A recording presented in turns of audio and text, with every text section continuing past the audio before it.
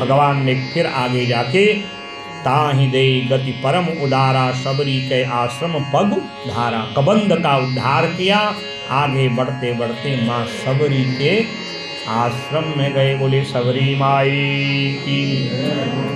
ये सबरी माई अपने गुरुदेव के वचन के अनुसार बूढ़ी अवस्था तक राम जी का इंतजार किया। एक तो निम्न कुल की थी, दिखने में अच्छी नहीं थी, अपने ही लोग तिरस्कार करते थे, तो इसने देखा मेरा हित कैसे होगा। जंगल में रहने वाले महात्माओं के आश्रमों में प्रातः काल होने से पहले जल भर के रखाती थी, उनके आंगन को लीप के आ जाती थी, समिधा बीन के आश्रम के बाहर से रख देती थी। संतों ने देखा भाई ये सब करता कौन है। एक दिन जब देखा सबरी को, जो अपने नजदीक नहीं आने देते थे, आज वो सबरी को बड़े स्नेह से कहते हैं तेरी सेवा से हम प्रसन्न हैं गुरुदेव। मतंग ऋषि सबरी तूने बहुत जो है सेवा करी। लोग थोड़ा करते दिखाते जाते, एक पंखा दिया 3 पीढ़ियों का नाम लिख देते हैं। पंखा घूमे 3 पीढ़ियां आज भी घूमने में हमारा। 4 पत्थर क्या लगा दिए मार्बल के, 4 टाइल क्या मंदिर में लगा दिए, 3 पीढ़ियों का नाम लिख देते हैं। अच्छी बात है, पर सबरी इतनी सेवा करती है कभी जताती नहीं। इसलिए मतंग महात्मा को बड़ा आनंद आया। कहा अब तुम आकर के नित्य सेवा करो। और जब प्राणांत का समय आया ना, सबरी माई ने कहा गुरुदेव कोई मंत्र दे दो। कहा राम रामेति रामेति मनोरामेति मे मनः सहस्रनाम तत्तुल्यं राम नाम वरानने। मंत्र अनेक हैं पर तेरे लिए सरल मंत्र है, क्योंकि ज्यादा पढ़ी लिखी नहीं है, इसलिए सरल नाम बताता हूँ। सरल नाम का जप करना और वही सरल नाम तेरे सामने साकार रूप में सरलता से तुझे प्राप्त हो जाएंगे, और वो नाम है राम का। बोले सीताराम भगवान की जय। गुरुदेव का प्राणांत हो गया, तब याद आई ओ कहा तो था भगवान आएंगे, किस माह आएंगे, कितने गते आएंगे, किस नक्षत्र, किस तिथि, किस बार में आएंगे, पूछना ही भूल गए। पर गुरुदेव ने कहा है आएंगे, तो गुरु का वचन कभी झूठा। और तब से महाराज नित्य दूर तक जाती है, मेरे राम जी के चरणों में कांटे न चुभें, कोई नुकीला पत्थर न चुभे। मार्ग को रोज साफ करती है, आंगन को गाय के गोबर से लीपती है, कुशा का आसन सजाती है, फूलों की माला बना के लाती है। मेरे राम आएंगे तो क्या खिलाऊंगी, बेरों को लाती है कहीं खट्टे न हो। भाव देखिए, खट्टे बेरों को देख के भगवान कहीं मुख न मोड़ दें, इसलिए चखती है। कितना सरल भाव है। चख करके पात्र में डलिया में रखती है, मीठे मीठे बेरों का जो भी भाव आप लगाइए, क्योंकि भगवान स्वयं कहते मुझ में और मेरे भक्त के बीच में प्रेम ही एक सबसे सरल उदाहरण है, सरलता से प्राप्त करने का एक साधन है। और जहाँ प्रेम होता है, सरलता होती है, वहाँ किसी प्रकार का भेदभाव नहीं होती। कंद मूल फल सुरस अति, कंद मूल फलों को लाती है और नित्य इंतजार करती है। रामा रामा रटते रटते, रामा रामा रटते रटते, बीती रे उमरिया। रामा रामा रटते रटते, बीती रे उमरिया। रघुकुल नंदन कब आओगे, रघुकुल नंदन कब आओगे। दासी की झोपड़िया, रघुकुल नंदन कब आओगे। दासी की झोपड़िया,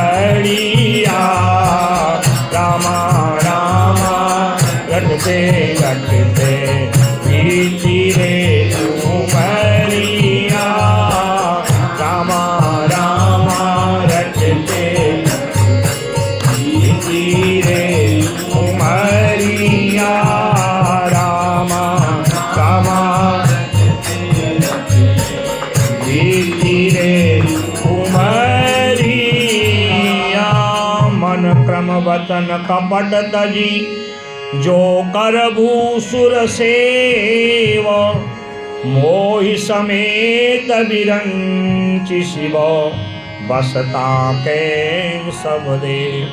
भगवान कहते हैं जो मन कप भाव से, वाणी के भाव से, हृदय में भाव से कपट त्यागता है, मन में छल है, कपट है, द्वेष है, हम कितनी सबरी की तरह भक्ति करें सब निरर्थक है। स्वयं कहते हैं कपट तजी, जो कपट का त्याग करता है, मैं उनको किसी न किसी रूप में प्राप्त होता हूँ। और वही सबरी जो निरंतर इंतजार करते करते रोज झाड़ू लगाती है, रास्ता साफ करती है, मीठे मीठे बेर चुन चुन के लाती है, जब बूढ़ी हो गई, उदास हो गई, सोचती है राम आएंगे या नहीं आएंगे, फिर सोचती नहीं आएंगे। और वही आज जब भगवान को आता हुआ देखती है, ताहि देय गति राम उदारा, सबरी के आश्रम पपुधारा, सबरी देखी राम गृह आए, मुनि के बचन समझिए भाई। आज गुरुदेव के वचन पूर्ण हो गए, यही राम है। अब सबरी माई ने कभी कोई फोटो थोड़ी राम जी की देखी, वो जंगल में रहती है। राम की कथा में, राम के भजन में जैसा जैसा गुरुदेव ने बताया वैसे ही राम है। प्रेम मगन मुख बचन आवा, पुनि पुनि पद सरोज सिर नावा।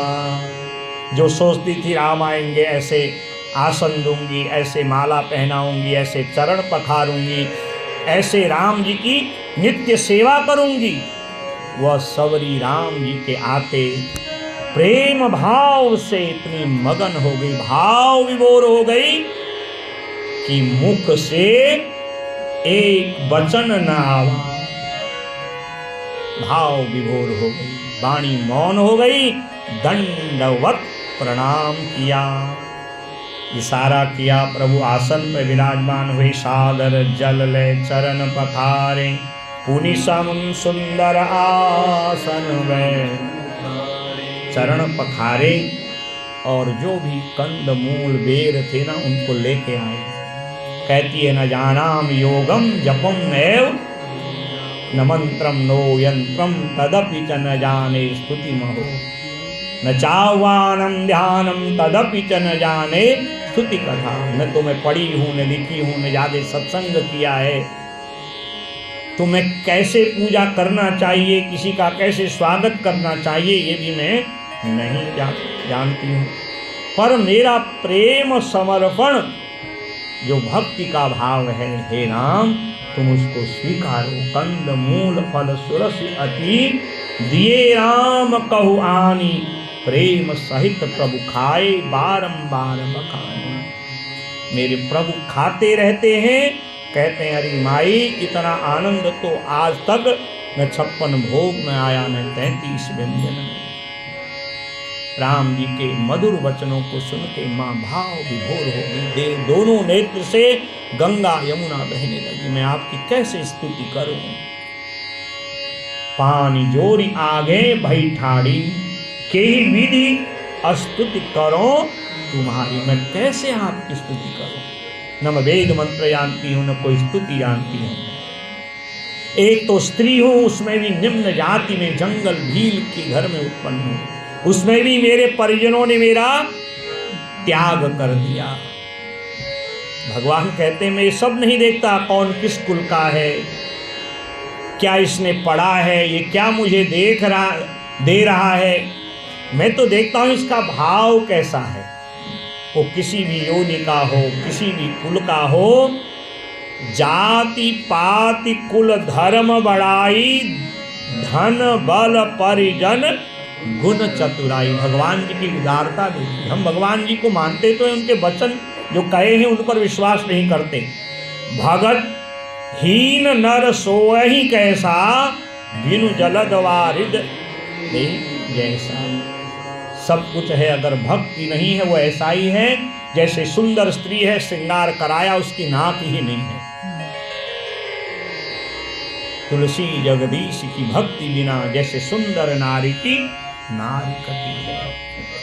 भगवान कहते हैं जहां भक्त के समर्पण कर देता है तो मैं उसको अपने जीवन के वचन अर्पण करता हूं। कहा अब तुम्हें कुछ करने की आवश्यकता नहीं है मां, आज मैं तुम्हें बताता हूं जो तुम्हारी सरल और सहज भक्ति है ना, उस सरल और सहज भक्ति के 9 अंग हैं, वो सब तुम्हारे अंदर हैं और तुम समर्पण से ही सब कुछ करके आज मुझको प्राप्त कर ली हो। और तब भगवान ने यहाँ माँ सबरी की स्तुति करी है। देखिए भगवान की भक्त स्तुति करे सामान्य भक्ति है, और जब भगवान भक्ति की स्तुति करें तो ये भक्ति की पराकाष्ठा है। नवधा भक्ति का जो ज्ञान दे रहे हैं ना भगवान, और भगवान देंगे ज्ञान किसको देंगे? जिसके प्रति उनका समर्पण होगा, प्रेम होगा, विश्वास होगा, अपनापन होगा, उसी को तो देंगे। और भगवान जो कहते हैं वो स्तुति होती है। मानो सबरी माई को आज भगवान प्रसन्न कर रहे हो, क्योंकि जीवन भर जिसका लक्ष्य भगवान को प्रसन्न करने का था। मैं तुझे आज 9 प्रकार की जो भक्ति है उसका स्वरूप बताता हूं। नवधा भगति काहू तो ही पाही, सावधान सुनु धरु मन मान। कान से सुनो और धर मन माही, मन में भी रखना है, उस पर विचार करके उसका आचरण भी करना है, उसको अपनाना भी है, खाली सुनना ही नहीं है। प्रथम भगति संतन कर संगा, दूसरी रति मम कथा प्रसंग। मेरी पहली भक्ति है संतों का संग करो। मैंने पूर्व में निवेदन किया, संत ही भगवंत से मिलाते हैं। संत का क्षण और अन्न का एक कण बड़ा अमूल्य होता है। मैं लोगों को देखता हूँ, पार्टियों में जाते हैं, विवाह उत्सव में जाते हैं, थाली में इतना भर लेते हैं, न मालूम कितने दिन के भूखे हो, कब से खाना नहीं खाया हो। खाते कम है, बर्बाद ज्यादा करते हैं। अब परसों को भंडारा होगा महाराज, खाएंगे, भर के ले जाएंगे, फिर 2-4 दिन तक वो भी चलता ही है, और उसके बाद फिर कूड़ेदान में गिराएंगे। तो अन्न का त्याग कभी नहीं करना चाहिए, क्योंकि कलयुग में अन्न ही प्राण है। जो अन्न का दुरुपयोग करते हैं उनको जीव हत्या, प्राण हत्या का पाप लगता है। इसलिए कहा संत का क्षण और अन्न का कण कभी त्यागना नहीं चाहिए। आपने कभी कभी बड़े महात्माओं को देखा होगा, जब भोजन उनको पवाया जाता है, थाली में जल लग के उसको पी जाते हैं। क्यों भाई, देखा था? हाँ, क्योंकि अन्न का कण उसमें बर्बाद न हो। आप देना है तो वैसे ही दीजिए ना महाराज। जब आपने पेट भर लिया, सड़ने लगा, तब आपको गैया की याद आई महाराज, तब आपको अपने काम करने वाले की याद आई, पड़ोसी की याद आई, भैया तू भी खा ले। अब कौन खाएगा महाराज? जिसको खा के तो बीमार होगा। देना है तरोताजा बना के देना। तो संत ही भगवंत से मिलाता है, इसलिए उसका एक एक क्षण अमूल्य होता है। संत मिले, उनको अपनी निजी जिंदगी की कोई बात मत बताएं, अपने दुख आदि मत बताएं, उनको ये कहें कि भगवंत कैसे मिलेंगे, कैसे मेरे दुखों का निराकरण होगा, कैसे परमात्मा से मैं मिलूंगा। भगवान भी यही कहते हैं, प्रथम भगति संतन कर। जब संत मिले उनका संग करो। उनका संग ही सत्संग है, क्योंकि संत ही सत परमात्मा को बताता है, और जो मार्ग बताता है उसी से परमात्मा मिलता है। इसलिए पहले भक्ति में कोई शर्त भी नहीं है। जब बच्चा पहली बार विद्यालय जाता है तो वहाँ कुछ नहीं मांगा जाता। जब दूसरी, तीसरी, चौथी कक्षा में जाएगा तो पहली, दूसरी कक्षा का जो है परीक्षा फल, मार्कशीट मांगी जाती है। पहली बार जाता है, क्या मांगा जाता है? कुछ नहीं मांगा, आओ पढ़ो। इसलिए पहली कक्षा है नवधा भक्ति की, संतों का संग। बस जहाँ संत हैं, जहाँ भगवान की चर्चा है, वहाँ जाइए। और दूसरी रति मम कथा प्रसंगा। अब दूसरी भक्ति से आगे शर्त रख दो, मेरी कथा को सुनो। श्रवणम, भागवत जी में यही नवदा भक्ति प्रहलाद जी कहते हैं। श्रवणम कीर्तनम विष्णु स्मरणम पाद सेवनम अर्चनम वंदनम दास्यम सख्यमात्म निवेदनम। और स्वयं बाबा कैलाश पर्वत पर जब सती से ब्याह हुआ ना, शिव महापुराण की रुद्र संहिता में दूसरा खंड सती खंड है, वहां पर बाबा स्वयं मां सती को नवधा भक्ति का उपदेश करते हैं, जो राम जी आज यहाँ पर मां सबरी से कहे, दूसरी रति मम कथा प्रसंगा। मेरी कथाओं को तो सुनो। ये नहीं कि भी निमंत्रण मिला है नहीं जाएंगे तो शायद वो नाराज हो जाएंगे, नहीं, रति उसमें प्रेम के साथ, प्रेम के साथ। जैसे एक स्त्री अपने पति से प्रेम करती है, एक पतिव्रता मनसा वाचा कर्मणा केवल पति के प्रेमों से, पति के चरणों से उससे प्रेम करती है। एक माँ अपने बच्चे से प्रेम करती है, एक पिता अपने पुत्र से जो प्रेम करता है, भाई भाई से जो प्रेम करता है, मित्र मित्र से प्रेम करता है, उस प्रेम में समर्पण होता है, त्याग होता है। और जो अतिशय प्रेम है उसी को रति कहा जाता है। उसमें रम जाना ही रति है। कथा सुनो निमंत्रण के हिसाब से नहीं, इसी से मेरा कल्याण होने वाला है, इसलिए रति कथा प्रसंगा, उसी कथा में रम जाओ। गुरुपद पंकज सेवा तीसरी भगति अमान, चौथी भगति मम गुण गणो करहि कपटी तज जान। गुरु जो बताते हैं गुरुदेव भगवान, उनकी बात मानो, उनकी चरणों की सेवा करो। और कैसे सेवा करो? अमान, मानहीन होकर के सेवा भी करी और कहा भैया हमने तो गुरु जी को इतनी दक्षिणा दी, इतना बढ़िया वस्त्र दिया, ये दिया वो दिया, तो आपको मान हो गया, अभिमान हो गया, तो पूजा व्यर्थ हो गई। अमान, मानहीन होकर के। चौथी भगति मम गुण गणो, जहाँ भी रहो केवल मेरे गुण गणों की चर्चा करो।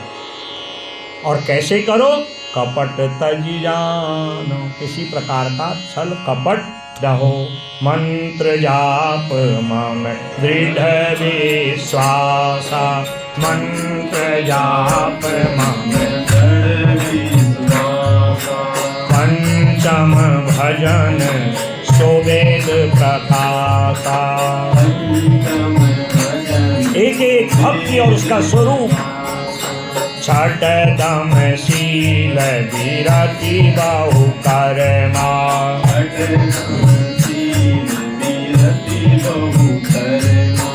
निरत निरंतर सज्जन धर्मा, निरत निरंतर सज्जन धर्मा। सातम सम मोहि माय जग देखा, सातम सम मोहि माय जग देखा। मोटे संत अधिक करी लेखा, मोटे संत अधिक करी लेखा। आठव जता लाभ संतोषा,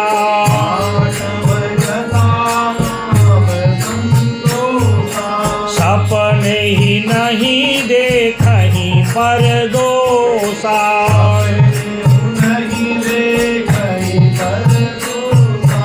नवम सरल सब सन छलहीना, नवम सरल सब छलहीना।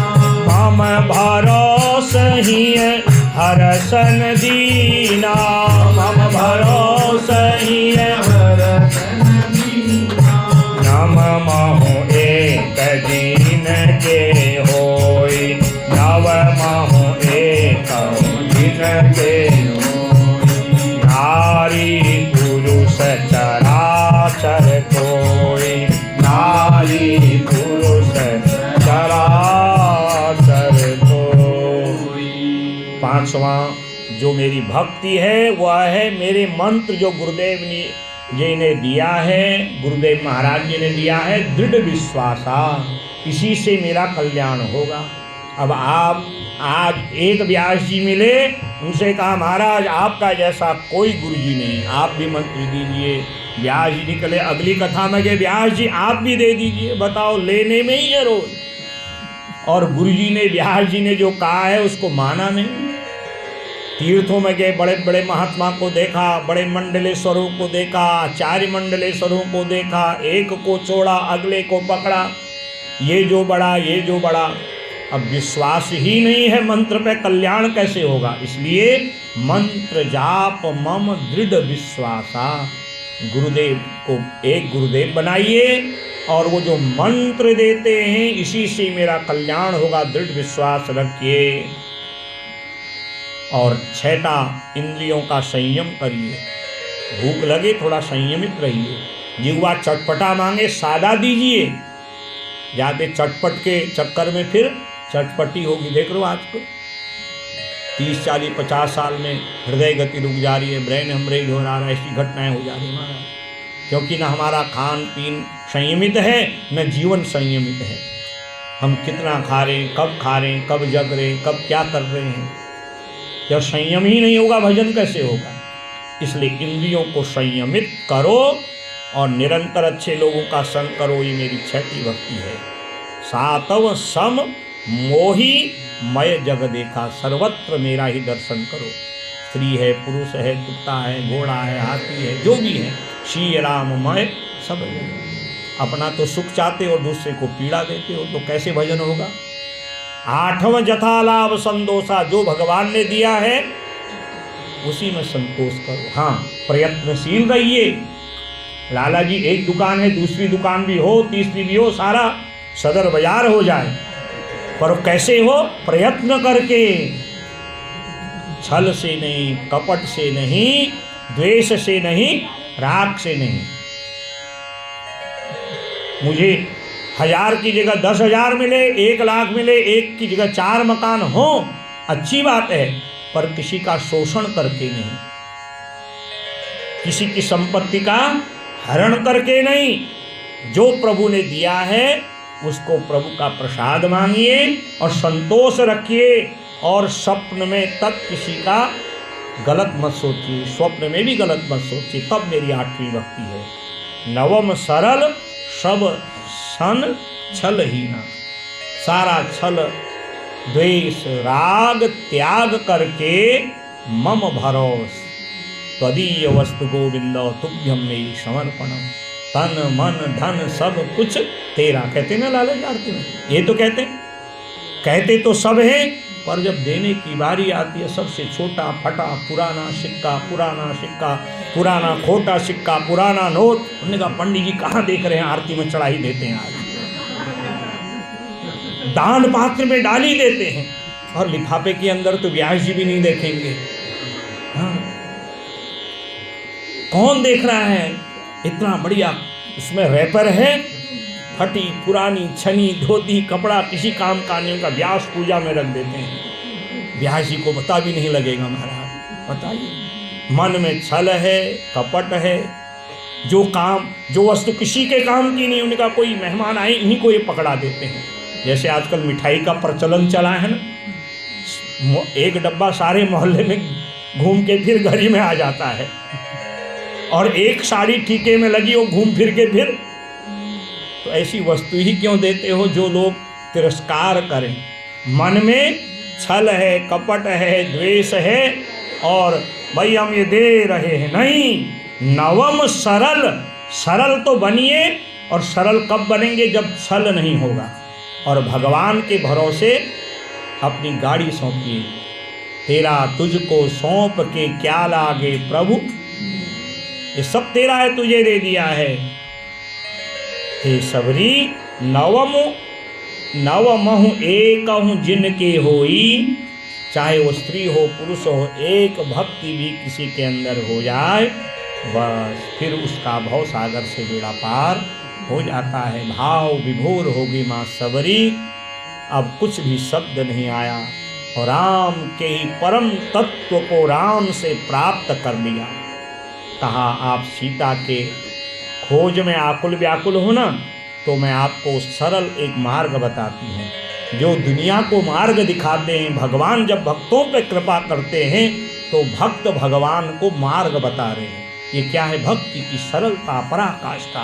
पंपा सरस सरहि जाय रघुराई, तह हो ही सुग्रीव मिताई। यहाँ से सीधे आप दक्षिण की ओर जाइए। आगे जो है पंपा सरोवर है, जहाँ सुग्रीव अपने भाई के साथ रहता है। मानो भगवान को संकेत कर दिया हो कि वो आपका ही इंतजार कर रहा है, उसका भाई उससे बड़ा द्वेष करता है, और आप उस पर कृपा करेंगे तो वह आपका संग करेगा, आपको अपने सहयोगियों से मिलाएगा। जिस बानरी सेना से आप रावण पर विजय प्राप्त करोगे, उस बानरी सेना का आपके साथ सहयोग करेगा। मानो बहुत कुछ ये सब जो है इशारे इशारे में माँ सबीरी ने कह दिया हो, और भगवान के चरणों का ध्यान किया।